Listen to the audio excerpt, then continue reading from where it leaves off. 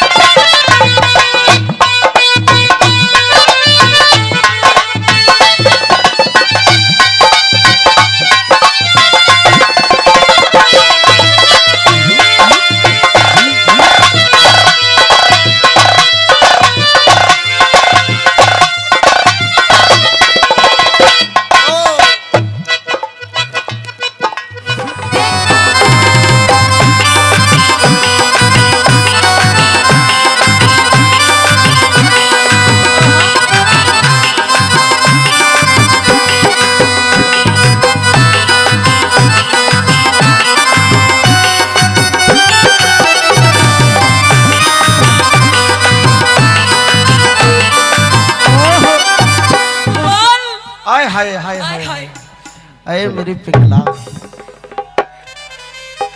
साकी बोतल कफन में दबा कर ले चली, वहीं चल कर पिया करेंगे और मांगेगी पिंगला तू हिसाब तो पैक बना कर दिया करेंगे।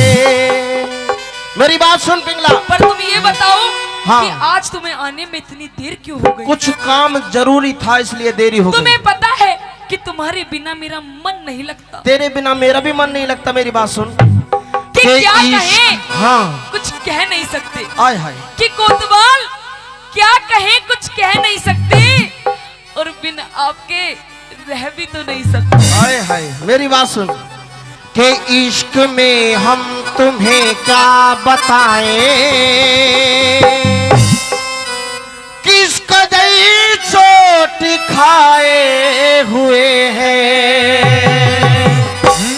इश्क में हम तुम्हें क्या बताएं, किस कदर चोट खाए हुए हैं। इश्क में हम तुम्हें क्या बताएं, किस कदर चोट खाए हुए हैं। मौत ने हमको, मौत ने हमको, मौत ने हमको मारा